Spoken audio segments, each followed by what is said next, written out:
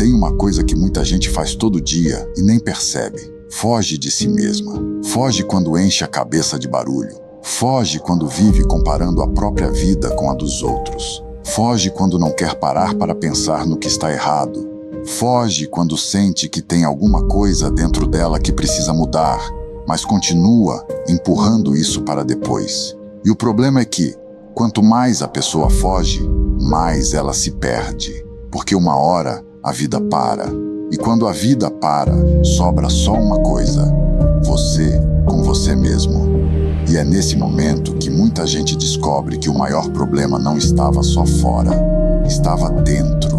Tem muita gente vivendo cansada, mas não sabe explicar o motivo. A pessoa acorda cansada, passa o dia cansada, deita cansada e continua sentindo que a vida não anda. Só que nem sempre esse cansaço vem do trabalho, nem sempre vem da rotina, nem sempre vem dos outros. Muitas vezes o cansaço vem de dentro, vem de pensar demais, vem de se comparar demais, vem de tentar acertar a vida dos outros enquanto a própria vida fica bagunçada, vem de carregar culpa, medo, frustração e uma sensação constante de que nunca é suficiente. E o pior é que isso vai virando normal. A pessoa se acostuma com a pressão, se acostuma com a ansiedade, se acostuma com a sensação de estar sempre atrasada, se acostuma com a ideia de que a vida é assim mesmo. Mas não é. Tem gente que não está vivendo, está só aguentando. E isso acontece porque ela nunca aprendeu a olhar para dentro com sinceridade.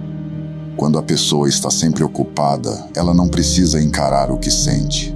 Ela fica no automático, vai empurrando a vida, vai repetindo hábitos, vai reagindo ao que acontece, vai tentando sobreviver. Só que um dia o silêncio aparece.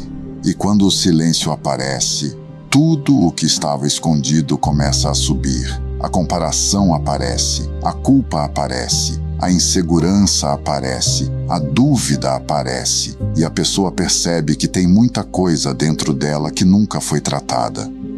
É por isso que muita gente não gosta de ficar sozinha, porque sozinha ela começa a ouvir a própria mente e nem sempre a própria mente está em paz.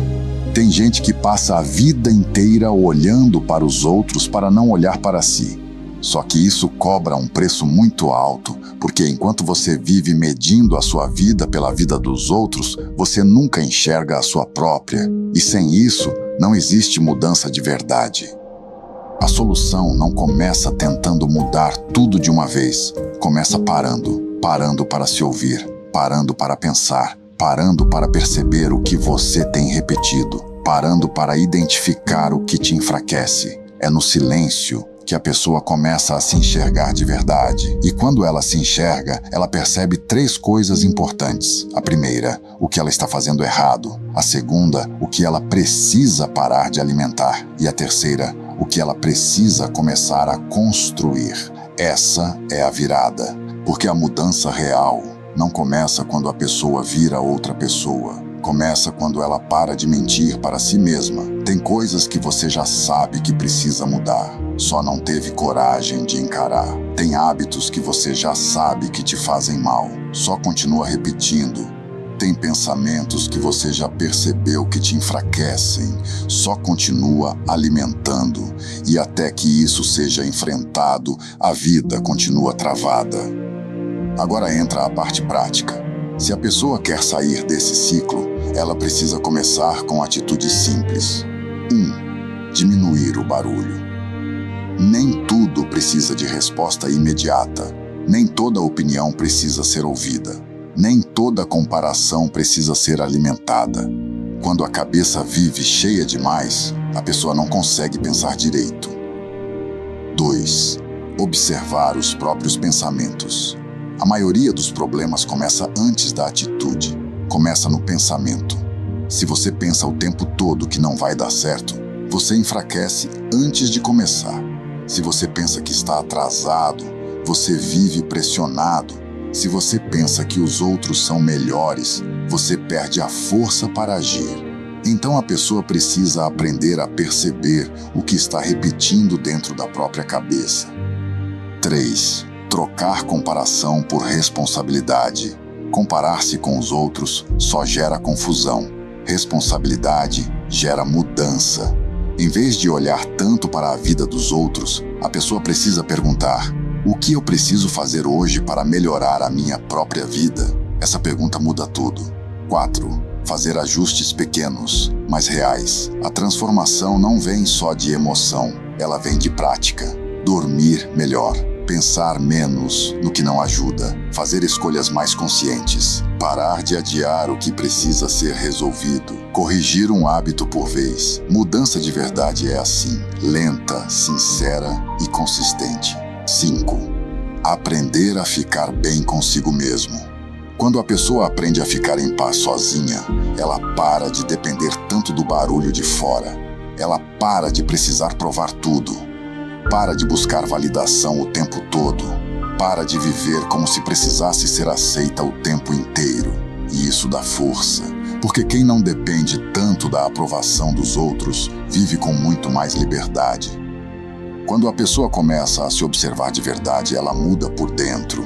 E quando muda por dentro, pensa melhor, reage menos no impulso, sofre menos com comparação, tem mais clareza, toma decisões melhores, sente mais paz.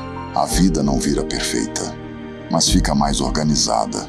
A pessoa para de viver como se estivesse sempre correndo atrás do prejuízo. Ela começa a construir algo estável. E isso muda tudo, porque a maior vitória não é vencer os outros, é vencer a si mesmo. É conseguir olhar para dentro sem fugir, é conseguir se corrigir sem se destruir, é conseguir continuar mesmo quando a vontade é desistir, é conseguir sair do automático e viver com mais consciência. Talvez o que você esteja vivendo hoje não seja falta de capacidade, talvez seja excesso de fuga, talvez você só precise parar, se olhar de verdade e encarar aquilo que vem tentando evitar há tempo demais. Porque quando você para de fugir de si mesmo, começa a se reorganizar. E quando começa a se reorganizar por dentro, a vida lá fora também começa a mudar. Esse é o começo da virada. Não acontece no barulho, acontece no silêncio. Não acontece na pressa, acontece na verdade. Não acontece fingindo, acontece encarando. E talvez esse seja o passo que faltava para você voltar a ter direção. E se você percebeu hoje que o maior problema não estava só fora, mas dentro de você, então esse é o começo da sua virada. Porque quando você para de fugir de si mesmo, você para de repetir a mesma vida. A gente se acostuma. Nós nos acostumamos com situações que nós sabemos que nos fazem mal. Relações, projetos, carreiras, situações das nossas vidas, pessoas que cruzam a linha do respeito e a gente aceita. Nós nos acostumamos, inclusive, com as armadilhas que nós mesmos colocamos no nosso próprio caminho. A autossabotagem, a procrastinação, os medos e inseguranças que nos paralisam, a ansiedade que nos mantém parados sem mudar o que precisa ser mudado. A falta de foco, porque nós não priorizamos o que precisa ser priorizado. O esquecimento constante, porque o nosso cérebro vive sobrecarregado. A gente se acostuma e aos pouquinhos nossa vida vai sendo devorada, uma pequena mordida de cada vez. E aí, muitas vezes, quando a gente se dá conta, lá se foi um pedaço enorme da nossa vida, devorado aos poucos.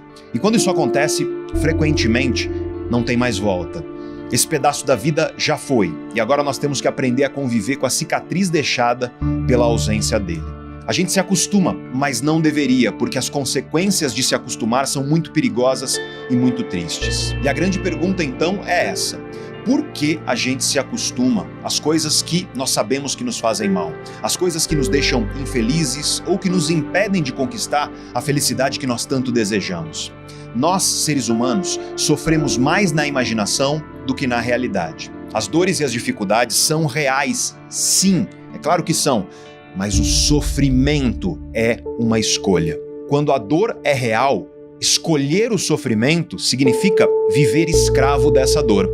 E muitas vezes nós sofremos por coisas que existem exclusivamente dentro da nossa mente, dentro da nossa cabeça. Quem dá foco à dor, ao problema, à angústia, está escolhendo viver sofrendo.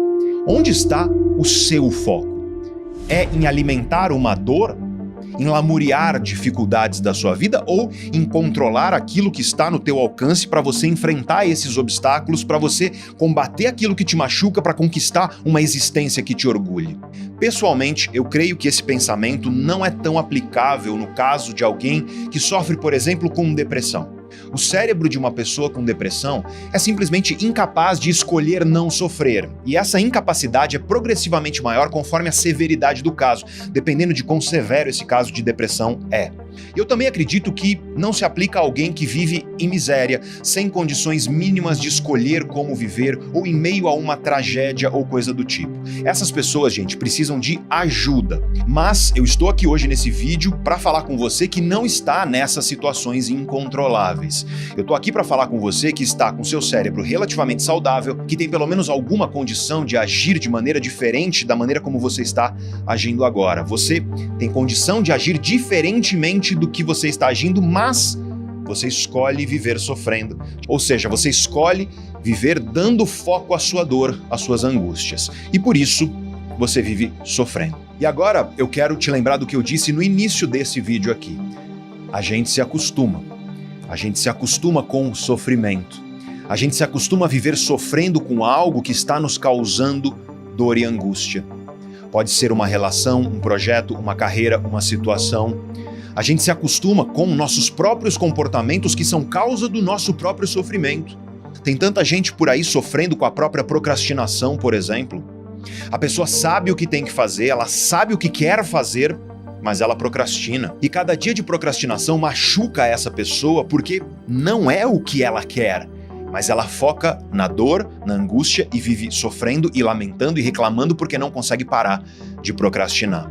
Tem tanta gente por aí sofrendo porque não consegue ter foco e disciplina. Tem gente sofrendo porque tem medo. Medo de que as coisas não deem certo, medo de que as coisas não aconteçam como planejado. Tem gente sofrendo com inseguranças, tem gente sofrendo porque quando começa a mudar aquilo que precisa ser mudado, rapidamente a pessoa deixa a bola cair. Ou seja, tem muita gente que sofre porque não consegue ter constância nas mudanças que traz para a vida.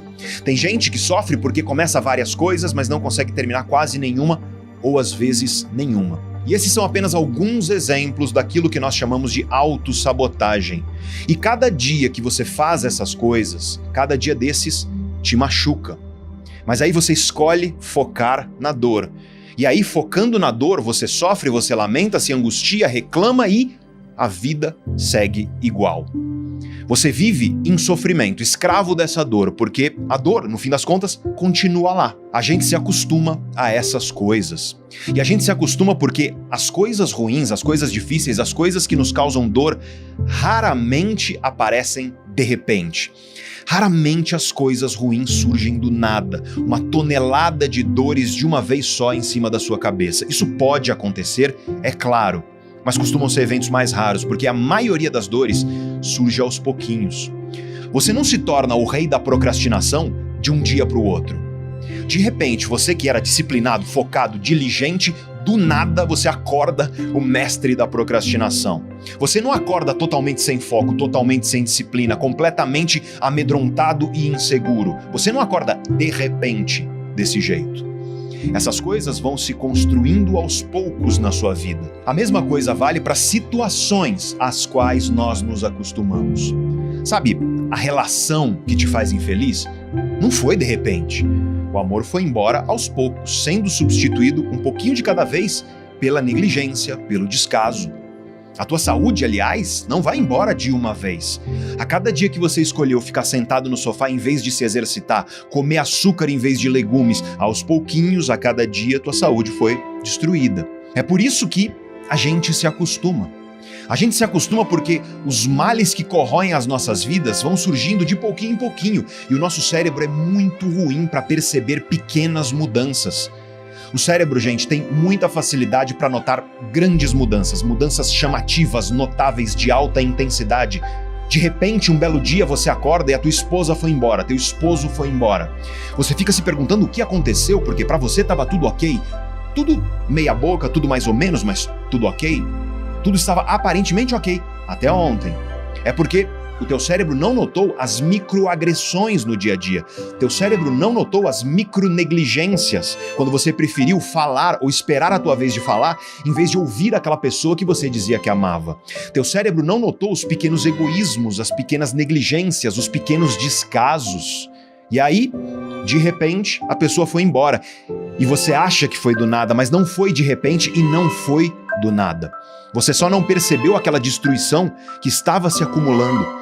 E aí o castelo desmoronou. E não venha me dizer que foi do nada, porque não foi. A maioria das coisas na vida acontecem assim. Invisíveis, elas vão destruindo tua vida aos poucos. A gente se acostuma, mas não deveria, porque a tua vida está indo embora aos pouquinhos. A cada dia que você sofre com a dor que está aí, a dor que você sabe qual é, a dor que você sabe qual é a causa, mas você não faz nada para mudar. Tua vida está indo embora. A cada dia que você sofre porque você está procrastinando, por exemplo, mas você não faz nada para solucionar esse problema. Você fica sofrendo com a procrastinação, mas você não age para se afastar da dor que ela te causa. E se afastar dessa dor significa resolver esse problema, ou seja, focar na solução da dor, na solução do problema e não no sofrimento causado pela dor. Você vive como escravo da dor, em vez de se tornar imperador da solução. Isso vale para todo tipo de autossabotagem, aliás. Insegurança, medos paralisantes ou aquele perfeccionismo que também pode te deixar paralisado, impulsividade, timidez, negatividade, pessimismo, falta de autocontrole, incapacidade de terminar o que você começa, falta de constância nas mudanças que você quer para a tua vida. E isso tudo é, sim, uma questão de foco. Mas não é apenas uma questão de foco. Isso é também uma questão de falta de conhecimento e falta de ferramentas, porque, infelizmente, autoconhecimento não faz parte do currículo das escolas. Apesar de nós termos muita ciência, ciência de qualidade, conhecimento sólido sobre como teu cérebro funciona, como funciona a tua mente, teu comportamento, infelizmente nada ou quase nada disso é ensinado nas escolas. E aí, a maioria das pessoas, quando chega na vida adulta, desconhece a si mesma.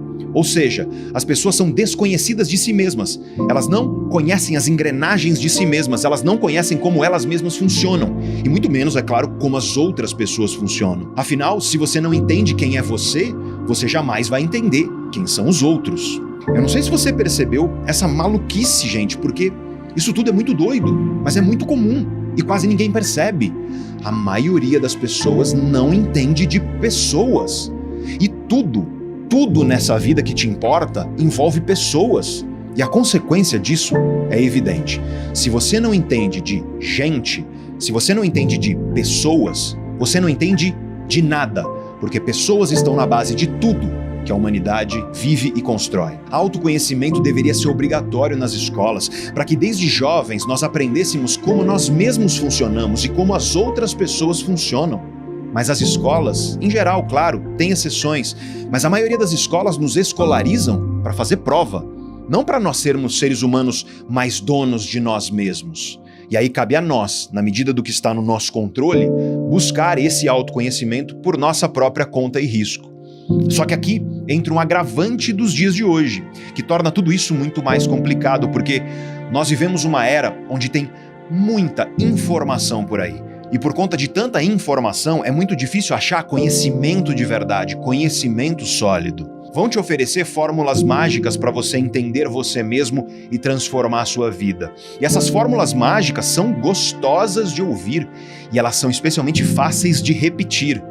Só que elas não funcionam. E aí as pessoas saem por aí repetindo falácias, repetindo mentiras sobre o comportamento humano. Por exemplo, dizem que para você mudar a sua vida, você precisa de força de vontade e de motivação. E motivação na cabeça da maioria das pessoas é você estar lá, eufórico, cheio de energia e vontade de fazer as coisas. E, gente, segundo a ciência que estuda a mudança de comportamento, isso é uma mentira. Dizem que você muda ou adota um novo hábito em 21 dias. Mentira, segundo a ciência. Pede a fonte, pede o estudo científico de onde isso veio da próxima vez que alguém te falar desses 21 dias. E aí, de mentirinha em mentirinha, as pessoas continuam desconhecidas de si mesmas. Tem sim muita gente paralisada, sofrendo, sem agir para vencer suas dores, mas tem muita gente que tenta, que se esforça, que luta para mudar, mas que não consegue. E aí, de tanto lutar e não conseguir, a pessoa às vezes cai no desamparo. Ela fala coisas do tipo, eu já tentei tanto, não dá certo, eu não tenho jeito mesmo, não vale a pena tentar mais, não vale a pena tentar de novo. E isso é uma pena, porque provavelmente essa pessoa tentou sim, mas ela usou ferramentas que não funcionam. Ela usou informações que não eram conhecimento, ela se amparou em informações de pouco valor prático. E isso é uma pena, porque se essa pessoa tivesse acesso a ferramentas melhores, a conhecimentos sólidos, ela provavelmente teria maior probabilidade de sucesso na mudança que ela quer para a vida dela. E essa questão é muito importante.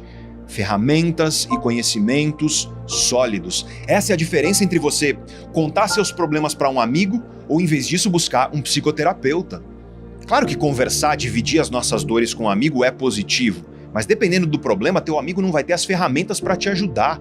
Ele vai tentar, é claro, porque ele gosta de você, mas ele não vai ter as ferramentas para realmente te ajudar.